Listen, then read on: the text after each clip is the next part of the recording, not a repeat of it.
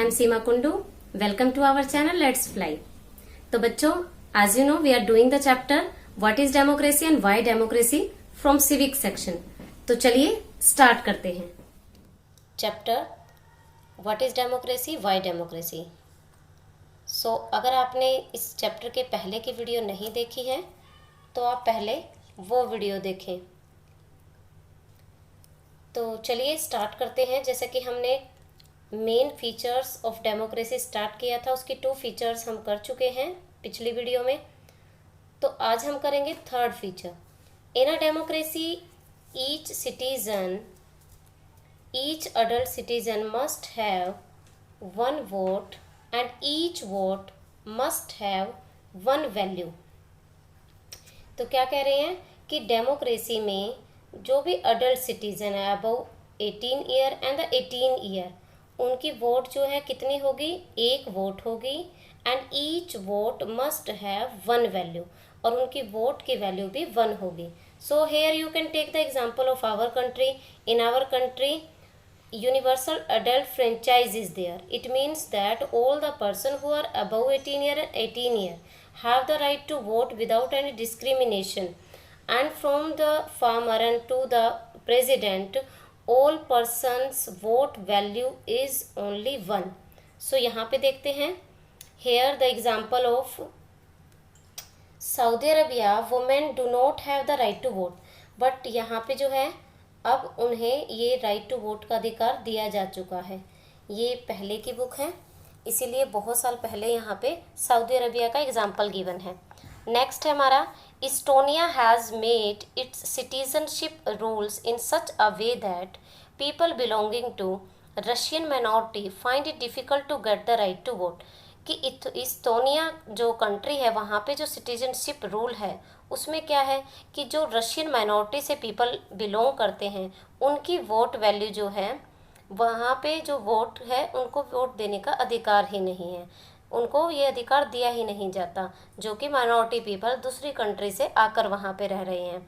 For example in Fiji also the electoral system is such that the vote of an indigenous Fiji. Indigenous Fiji का मतलब होता है जो उसी country के लोग हैं, नेटिव पर्सन ऑफ फिजी. उनकी जो वोट वैल्यू है वो इंडियन फिजियन, कोई इंडिया का आदमी जो फिजी में रहता है उसकी वोट वैल्यू से उसकी जो है कम है. नेक्स्ट हमारा टॉपिक है rule of law and respect for right. Rule of law का मतलब होता है all the person are equal in front of law without any discrimination. In our country और in any democratic type of government it is the main feature rule of law and respect for right. Respect for right means some basic rights are there that is too much essential for the citizens. वो जो हैं उस country में होने ही चाहिए, तभी हम कहेंगे कि वहाँ पे ट्रू डेमोक्रेसी है. सो चलिए पढ़ते हैं. The state should respect some basic right of the citizen. They should be free to think, to have opinion, to express these in public, to form association, to protest. For example these are everyone should be equal in the eye of law. There should be independent judiciary whose order are obeyed by everyone. A democratic government rules within limit set by the constitutional law and the citizen right. कि जिस country में democracy होगी वहाँ पे constitution के law and regulations को लोग follow करेंगे. इंडिपेंडेंट जुडिशरी सिस्टम होगा और लोगों को ये अधिकार जो कि बेसिक राइट कहा जाता है कि free to think, have opinion, to express their views and to form association, to protect everyone should be equal. So these right must be there. यहाँ पे हमारी 4 फीचर कंप्लीट होती हैं. फर्स्ट हमारी फीचर थी कि main decisions taken by the elected representative of people. Second हमारी जो फीचर थी free and fair election. Third हमारी फीचर थी 1 person 1 value 1 vote. And last one, rule of law and the respect for right. Next है Y democracy. सो हमारे जो अलग अलग तरह की, मैंने आपको पहले भी फर्स्ट जो लेक्चर था उसमें मैंने बताया कि अलग अलग तरह की टाइप ऑफ गवर्नमेंट होती हैं, तो उसमें से सबसे अच्छी डेमोक्रेसी क्यों है, तो वाई डेमोक्रेसी, ये आपका चैप्टर का हाफ जो पोर्शन है वो है। तो हम अब बात करेंगे argument in support of democracy, कि वो कौन से रीज़न हैं जिनकी वजह से डेमोक्रेसी अच्छी है। तो number 1, a democratic government is better government because it is a more accountable form of government, क्योंकि जो डेमोक्रेटिक गवर्नमेंट होती है वो अकाउंटेबल होती है। अगर वो कुछ भी करती है तो वो उसकी जिम्मेवारी लेती है, लोगों को उसको जवाब देना पड़ता है। Second, democracy improve the quality of decision making, कि जो डिसीजन लिया जाता है वो मेयरली सिर्फ कुछ लोगों के हाथ में नहीं होता, उसका एक पूरा प्रोसीजर होता है, सब सहमति के बाद किसी डिसीजन पे पहुंचते हैं। तो डेमोक्रेसी जो है वो डिसीजन की क्वालिटी को इम्प्रूव करती है। थर्ड है, democracy provide a method to deal with differences and conflicts. As you know, our country is a diverse country. So many diversities prevail in our country. अलग अलग तरह की, अलग अलग रीजन, बहुत तरह की विभिन्नताएं हैं। And after that it provide a method, कि इतनी सारी विभिन्नताएं होने के बाद क्लैशेज और डिफरेंसेस, कॉन्फ्लिक्ट जो है वो आम है, वो होंगे ही। तो डेमोक्रेसी जो है एक ऐसा मेथड पेश करती है, ऐसी डीलिंग पेश करती है जिससे कि लड़ाई झगड़ा शांतिपूर्वक तरीके से सुलझाया जा सके। नेक्स्ट है हमारा, democracy enhances the dignity of citizen. Dignity of citizen mean citizen के जो बेसिक राइट हैं वो उनको मिले। डेमोक्रेसी जो है उनको बढ़ाती है, किसी की डिग्निटी को हर्ट नहीं करती। नेक्स्ट है, democracy is better than other form of government because it allows us to correct its own mistake, कि democracy is a type of government where we get the chance to correct our mistake। यहाँ पे जो है गलती को सुधारा जा सकता है, जबकि अदर टाइप ऑफ गवर्नमेंट में ये पॉसिबिलिटी नहीं होती। Last one, democracy is considered the best form of government. और ये सभी फीचर देखने के बाद we can say that democracy is the best form of government.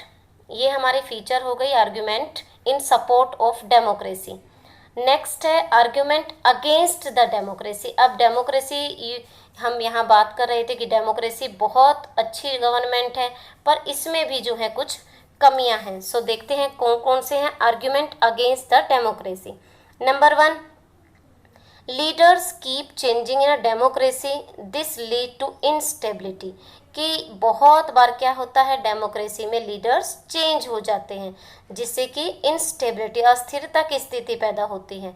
Number 2, democracy is all about political competition and power play, there is no scope for morality, कि democratic type of government में जो कि multi party system है और political parties के बीच में बहुत ज़्यादा पॉलिटिकल कंपटीशन होता है सत्ता को हासिल करने के लिए, जिसकी वजह से जो नैतिकता है, मोरालिटी है, वो भी ख़त्म हो जाती है, सिर्फ वो गलत तरीके यूज़ करके चुनाव जीतना चाहते हैं। Third one, so many people have to be consulted in a democracy that it leads to delay, कि जो डेमोक्रेसी में निर्णय है बहुत लेट होते हैं, बहुत लेट हो जाता है, डिलेज हो जाती हैं, इस वजह से भी इसको अगेंस्ट में एक पॉइंट है। नेक्स्ट है हमारा, elected leader do not know the best interest of the people, it lead to bad decision, कि कई बार क्या होता है, ऐसे उम्मीदवार भी चुनाव को जीत जाते हैं जिन्हें उस तरह की, उन लोगों की, वहाँ रहने वाले लोगों की बारे में नॉलेज नहीं होती, तो वो लोगों के बिहाफ पर उनके रुचि को नहीं जान पाते, उनके इंटरेस्ट को सही तरीके से नहीं जान पाते, that is why it lead to bad decision, इसीलिए वो गलत डिसीजन को भी अप्रूव कर देते हैं। नेक्स्ट है हमारा, democracy leads to corruption for it is based an electoral competition, कि डेमोक्रेसी में भ्रष्टाचार बहुत ज़्यादा होता है, because for it is based on electoral competition, क्योंकि ये जो है कॉम्पिटिशन, यहाँ पे बहुत ज़्यादा इलेक्ट्रल कॉम्पिटिशन होता है पॉलिटिकल पार्टी के बीच में, और एक दूसरे को नीचा दिखाने के लिए जो है करप्शन को बढ़ावा देते हैं। Last one is ordinary people do not know what is good for them, they should not decide anything, ये भी एक तर्क दिया जाता है कि जो साधारण लोग हैं उन्हें नहीं पता कि कई बार उनके लिए क्या अच्छा है या उनकी कंट्री के लिए क्या सही है, या वो शिक्षित नहीं है या किसी भी वजह से उन्हें इस बारे में नॉलेज नहीं है, तो वो क्या करते हैं, ये भी तर्क दिया जाता है कि वो लोग अपने वोट का इस्तेमाल करते हैं पर उन्हें सही जो है तर्क नहीं पता होता, सही वो पता नहीं कि क्या करना। नेक्स्ट हमारा टॉपिक है representative democracy and its importance. अब रिप्रेजेंटेटिव डेमोक्रेसी क्या होती है? Representative democracy is one in which people elect their representative to legislatures. Legislature क्या होती है? जो विधान बनाती है, रूल बनाती है। These representatives in turn form the government and govern. In this type of democracy, a majority of allowed to take decision on behalf of all the people. Representative democracy का मतलब है कि in a vast country we are living, it is not possible all the people take part in every activity of electoral system. So we elect our representative and on behalf of us, representative do all the work, govern the government, and they take decisions also on behalf of all the people. And modern democracies involve such a large of number of people that is physically impossible, कि ये impossible है, physically हम part नहीं ले सकते, we cannot sit together and take collective decision. So that is why we elect our representative and they do all the work on behalf of us. Even if they could, the citizen doesn't have the time, the desire or the skill to take part in all the decision. इसके अलावा एक और तर्क दिया जाता है कि जो सभी लोग हैं उनके पास इतना टाइम नहीं है या उनकी इच्छा नहीं या उनके पास स्किल नहीं है to take the part of such decisions. So that is why what we did, we elect our representative and these representative do the work on behalf of us and run the government. Last topic है हमारे chapter का nominal government and the ideal democracy. Nominal democracy is, as we normally use the term, refer to a system of government which is run by the people's elected representative. Nominal democracy वो democracy है जिसको normally जो हम अपने representative को चुनते हैं और जो रिप्रेजेंटेटिव हैं वो गवर्नमेंट को चलाते हैं, that is called the nominal democracy. अब एक पॉइंट आता है कि what is the meaning of ideal democracy. Nominal और रिप्रेजेंटेटिव इज द सेम। अब लास्ट टॉपिक है हमारा आइडियल डेमोक्रेसी क्या है।